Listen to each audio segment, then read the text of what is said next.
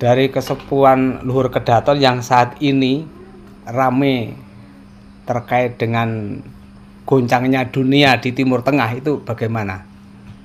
Kalau kita itu melihat peristiwa perangnya antara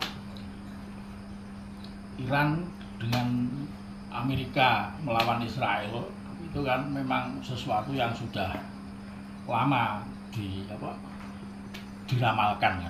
diramalkan.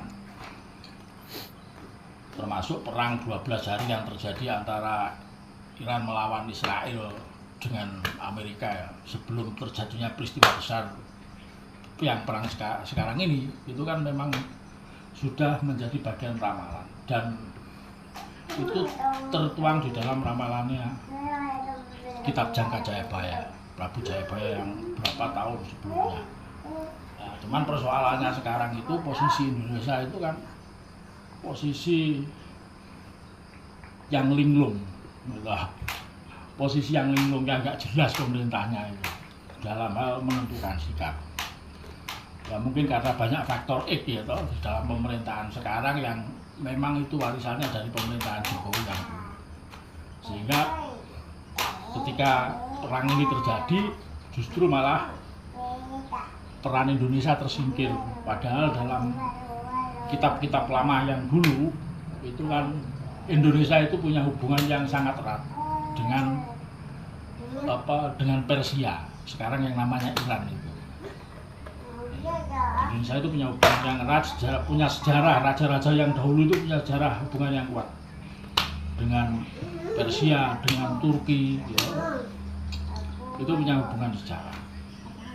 Kalau berkaitan dengan hubungan dengan masalah dengan Eropa, Israel itu kan baru-baru sekarang. Eropa masuknya ke Indonesia itu kan dengan misi penjajahan. Dengan Cina pun, dengan Tiongkok itu kan baru masuk ke Nusantara ini kan baru pada era Majapahit.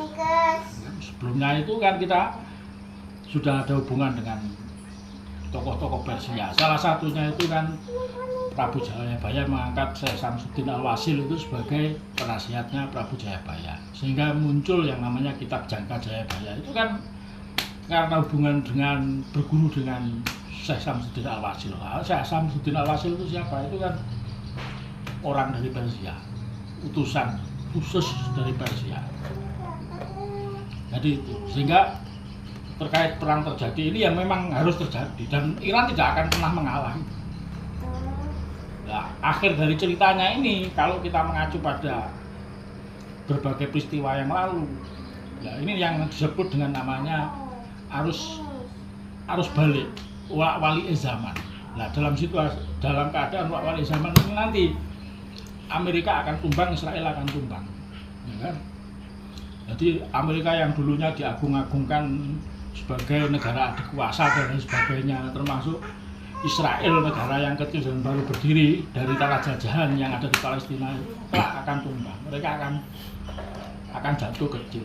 Cuman yang jadi persoalan kita sebagai rakyat Indonesia yang rata-rata juga umat Muslim itu kan kecewa dengan melihat sikap pemerintah yang seakan-akan nggak tahu sejarahnya sendiri.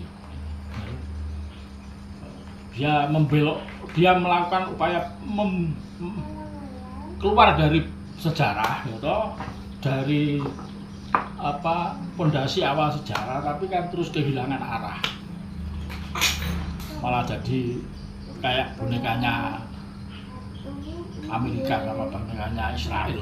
Itu bangsa besar dari bonekanya Amerika sama Israel kan lucu. Kita itu merdeka bukan karena hadiah dari Israel sama Amerika. Kalau dari zaman Pak Jokowi dulu kan, itu kan memang kita tahu bonekanya Tiongkok. Jokowi kan bonekanya, pemerintahan bonekanya Cina. Itu juga sangat kita sesalkan. Sehingga kondisi Indonesia sekarang itu ya akhirnya kan jadi kayak linglung, ya, masyarakatnya nggak maju, pemerintahnya koruptor. Ini kan fakta yang harus kita sadari dan kita akui. Apalagi dengan program-program yang sepertinya sekarang semakin tidak terarah, hanya mementingkan arogansi kekuasaan, seperti kita melihat MBG dan lain sebagainya. Kenapa kita kritik MBG? Baru kali ini kan kita mengkritik Karena itu kan sudah banyak menyerot anggaran-anggaran yang lain yang sesungguhnya lebih bermanfaat. Termasuk biaya pendidikan yang hari ini. Terus apalagi yang belum digaji itu berapa? Guru 6. Guru P3. Iya. P- Sertifikasi. Guru-guru sertifikasi itu kan infonya kan belum digaji ya. Iya. Belum digaji sampai 6 bulan. Itu kan kacau negara kita itu. Negara kacau. Krisisnya itu karena ulah pejabatnya sendiri. Jadi itulah. Ya, oke. Terima kasih penjelasannya.